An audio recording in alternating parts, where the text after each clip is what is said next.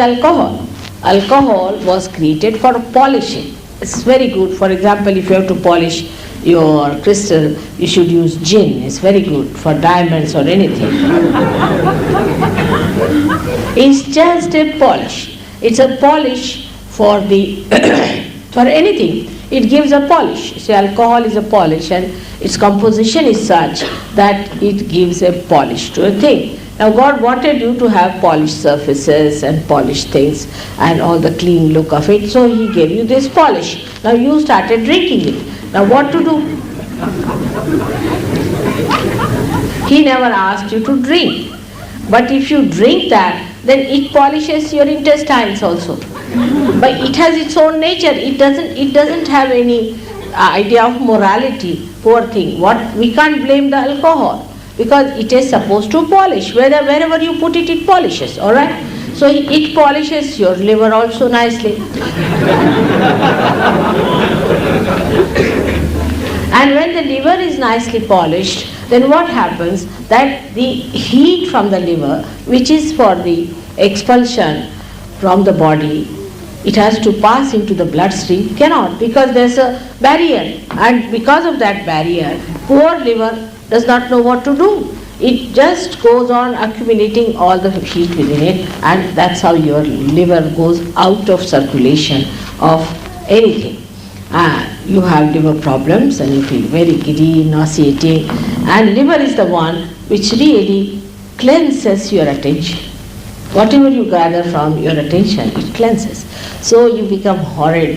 You are all the time angry, hot-tempered, you bark at people all the time.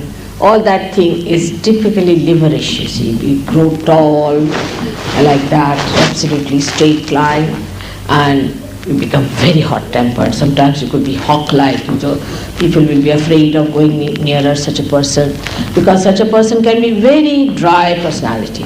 And that's why you'll find drunkard people, if they are over-drunk, you go near them, they'll just beat you for nothing at all.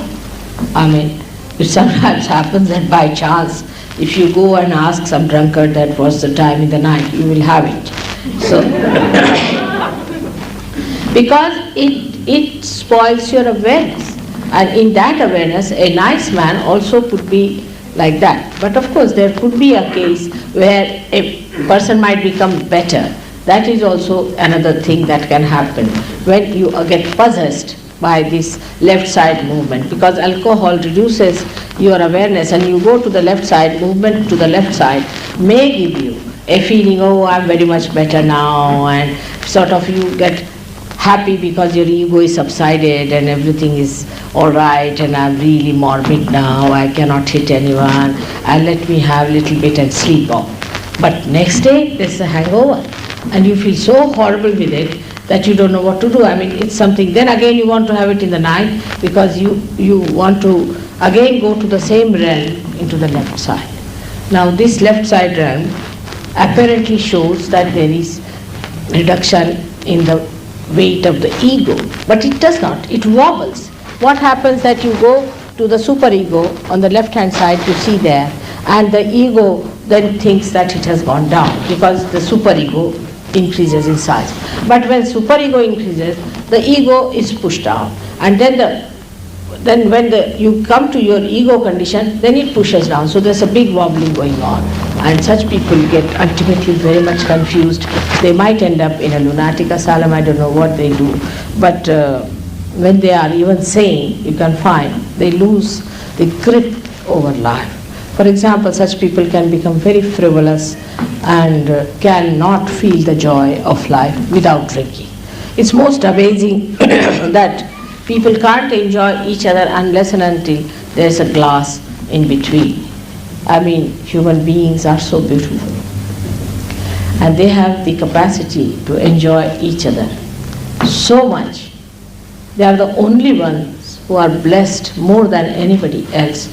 But if there's a glass all the time in between, then they can just bark at each other. They cannot enjoy each other. The enjoyment should be complete when there's nothing in between. Now this is what I was telling you, this Nabhi Chakra. This Nabhi Chakra gets ruined also when we take to alcohols or serious things like that, drugs, and even I've seen certain medicines can spoil this.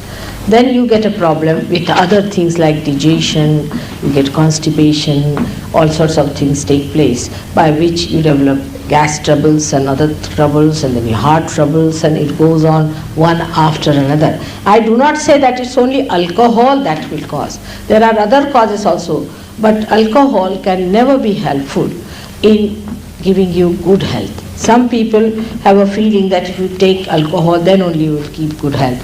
Is a wrong thing. Because health is not only physical health, it's also mental health. People think that physical health is the end of everything. Is absolutely wrong, because we are not only the physical being, we are also the mental being and the emotional being. And when you play too much with your Navi Chakra, you have the biggest problem, and that is that you can never be successful in life as far as enjoyment is concerned of your achievements. Mother, I just want to know why, if alcohol is so bad for you, did Christ turn the water into wine? Oh, you see, that's another big mistake. That time wine was not this kind of a wine. You see, people used to take wine which is grape juice. Even today, if you go to Jerusalem, you get wine which is not fermented. It is prohibited in the Bible, if you read Moses or Abraham, to take these strong drinks. It is described very clearly. But why Christ did not talk about alcohol? There's a difference between wine and alcohol. Wine which is fermented and wine which is a real wine. You see, otherwise you would say fermented wine. And that's a very common drink, and I also enjoy it very much. Grapes I love, so ordinary grape juice was the wine. But about this alcohol, he didn't talk much, because you see, now I'm with you, I have to give you realization, so I'm talking about Kundalini and realization, isn't it? Now, Christ did not have to deal with Kundalini at that time, but he had to talk of eternal life, so he talked about that, and he showed with his life that life is eternal by his resurrection. Now, Abraham and Moses, all these primordial masters are concerned with your attention and with your sustenance, so all of them, whether it was Muhammad or anyone, have talked against alcohol. You see, whatever was their job was to look after the sustenance of the stomach. And we can see clearly that how can anybody who is of Christ quality give you wine to drink, which goes against your awareness? Is impossible. But that's how it is. We do not, you see, we mold everything according to our ideas, but wine means ordinary wine. You go today even, if you ask for wine, even in Switzerland, you'll be surprised that ordinary grape juice is called as wine. Even the grape, that creeper is called as wine. The whole thing is called as wine, yeah. Now there is no fermentation as far as wine is concerned, but this is what it was. Alright?